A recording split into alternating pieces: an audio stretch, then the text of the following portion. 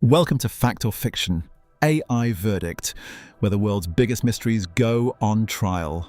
Today, the Great Pyramids of Giza, 4,000 years old, built with a precision that still baffles engineers. But who really built them, and how? We'll look at where the story began. We'll hear the strongest case for and against. And then, the AI delivers its verdict. Let's find out. Imagine standing at the base of the Great Pyramid of Giza. You're looking up at 2.3 million stone blocks, some weighing as much as 80 tons, stacked with such precision that a sheet of paper cannot fit between them. Built over 4,000 years ago by a civilization that, according to mainstream history, had no wheels, no iron tools, and no machinery of any kind. So here is the question that has haunted historians, archaeologists, and curious minds for generations. How did they do it? And more controversially, did they do it alone? The idea that extraterrestrial beings played a role in building the pyramids didn't begin with a fringe conspiracy forum or a late-night radio show. It has surprisingly respectable origins. In 1968, a Swiss hotel manager named Erich von Däniken published a book called Chariots of the Gods. It became one of the best-selling non-fiction books of the 20th century, translated into dozens of languages and selling over 70 million copies worldwide. Von Däniken's central argument was bold and simple. Ancient humans lacked the capability to construct the monuments they left behind. Therefore, they must have had help. And that help, he argued, came from the stars. The idea caught fire for a reason that's worth taking seriously. Human beings have always struggled to reconcile the sophistication of ancient monuments with the assumed limitations of ancient people. The pyramids weren't the only examples von Däniken pointed to. Nazca lines in Peru, the statues of Easter Island, Stonehenge, Puma Punku in Bolivia. A pattern, he argued, of impossibly advanced construction scattered across the ancient world. The theory was energized further in the 1990s when journalist and researcher Graham Hancock entered the conversation. Hancock didn't necessarily argue for aliens specifically, but he made a compelling case that an advanced, possibly global civilization existed before recorded history, and that its influence could be seen in these monuments. His books, Fingerprints of the Gods and later America Before, became international bestsellers and reignited serious public debate. Then, in 2009, the History Channel launched Ancient Aliens, which brought these ideas to a mass television audience. Love it or hate it, the show demonstrated something important. Millions of people around the world look at the pyramids and feel that the official explanation leaves something out. But what exactly does the evidence say?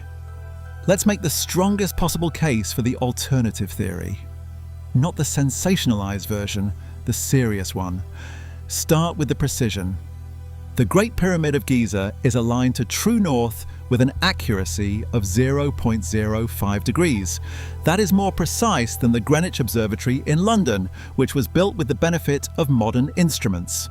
The four base sides of the pyramid differ in length by no more than 58 millimeters across a total perimeter of nearly a kilometer. These are not the tolerances of a primitive construction. These are the tolerances of an engineering culture operating at an extraordinarily high level. Then there is the weight problem. The granite blocks used in the king's chamber inside the pyramid weigh between 25 and 80 tons. They were quarried at Aswan, over 800 kilometers away. The conventional explanation involves wooden sledges, water lubrication, and manpower. But engineers and physicists who have studied the logistics point out that the sheer number of workers required, the coordination needed, and the timescale involved push the boundaries of what seems plausible with known ancient Egyptian technology. Consider also the Orion correlation. In 1994, Robert Bauval proposed that the three pyramids of Giza are positioned to mirror the three stars of Orion's belt, and that the alignment corresponds not to 2500 BC when the pyramids were supposedly built, but to approximately 10,500 BC. If true, this would push the origins of pyramid planning back to a period before any known advanced civilization. Bauval's theory has never been fully debunked. It remains contested. And then there is the water erosion controversy. Geologist Robert Schoch, a credentialed academic from Boston University, examined the weathering patterns on the Great Sphinx and concluded that the erosion was caused by prolonged rainfall, not wind and sand. The last time that region of Egypt experienced that level of rainfall was before 7000 BC. If Schoch is right, the Sphinx is thousands of years older than we think, which raises profound questions about who built it and what else we might be getting wrong. These are not wild claims made by people in tinfoil hats. These are specific, measurable anomalies raised by engineers, geologists, and researchers with academic credentials. The question the ancient alien theory asks is a fair one. If conventional explanations struggle with the precision, the logistics, and the timeline, what is the full picture? Now let's hear what mainstream archaeology and Egyptology actually say, because the counter-evidence is substantial and deserves serious attention. The most powerful rebuttal to the ancient alien theory is not an argument, it's a discovery. In 2013, archaeologists working at the ancient port of Wadi al-Jarf on the Red Sea coast unearthed what are now known as the Diary of Mera Papyri. These are the oldest papyrus documents ever found, and they are the actual working journals of an Egyptian official who supervised teams transporting limestone to Giza during the reign of Pharaoh Khufu, the pharaoh credited with building the Great Pyramid. The papyri describe in practical logistical detail how stone was transported by boat along canals, how teams were organized, how workers were provisioned and paid. This is a first-hand account of pyramid construction written by someone who was there. It doesn't mention extraterrestrials. It describes human beings doing a very large, very organized, very Egyptian job. Furthermore, the worker villages have been found. In the 1990s, archaeologist Mark Lehner excavated a substantial settlement near Giza that housed the pyramid workers. These were not slaves, as popular myth suggests. They were skilled laborers who received wages, medical care, and were buried with honor when they died. The evidence suggests a workforce of around 20,000 to 30,000 people, organized into rotating teams, working over several decades. On the precision argument, experimental archaeologists have demonstrated repeatedly that copper tools, wooden sledges, water lubrication, and organized human labor can achieve remarkable accuracy. A recent experiment successfully moved a 2-ton block on a sledge with just a few dozen workers, using only materials available in ancient Egypt. On the Orion correlation, mainstream astronomers point out that the match between the pyramids and Orion's belt is imprecise, and that with enough flexibility in interpretation, almost any 3 points can be correlated to almost any 3 stars.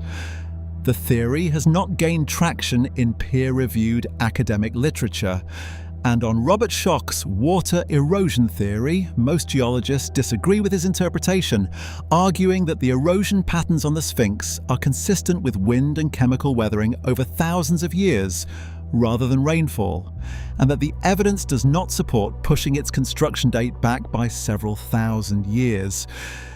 The mainstream position is not that the pyramids were easy to build. It's that human beings given sufficient motivation, organization, time, and ingenuity are capable of extraordinary things. The pyramids are evidence of that capacity, not evidence of its absence. Time for the AI verdict. Let's examine the evidence objectively. I've reviewed the arguments on both sides carefully, and I want to give you an honest assessment rather than a comfortable one. First, what the alternative theory got right. The anomalies are real. The precision of the Great Pyramid's alignment, the logistics of moving multi-ton granite blocks hundreds of kilometers, the water erosion evidence on the Sphinx. These are genuine questions that deserve genuine answers. Dismissing them as solved problems is intellectually lazy, and mainstream archaeology has not always engaged with them as seriously as it should. Researchers like Robert Schoch and Robert Baufal are credentialed academics raising measurable, specific challenges. They deserve engagement, not dismissal. The alternative theory is also right, that ancient humans have been systematically underestimated. The history of archaeology is littered with examples of experts declaring something impossible until it was proved otherwise. Göbekli Tepe in Turkey, discovered in the 1990s, pushed back the timeline of organized monumental construction by thousands of years and shocked the academic world. Humility about what we don't yet know is not a weakness, it's good science. Now, where the evidence genuinely falls short for the extraterrestrial hypothesis. The Diary of Mira is difficult to argue around. A first-hand written account of pyramid construction by an Egyptian official naming real people, describing real logistics, is powerful primary evidence. If aliens were involved, they left remarkably little trace, while human beings left papyrus records, worker villages, tools, and graves. There is also a deeper logical problem with the ancient alien theory. It assumes that the feat was beyond human capability. But every time that assumption has been tested experimentally, humans have managed to replicate ancient construction techniques using only period-appropriate tools. The assumption of impossibility is the foundation of the entire theory, and that foundation is shakier than its proponents acknowledge.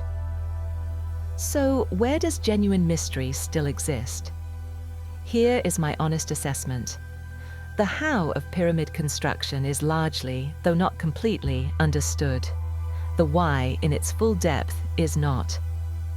The precision of the Great Pyramid goes far beyond what was structurally necessary.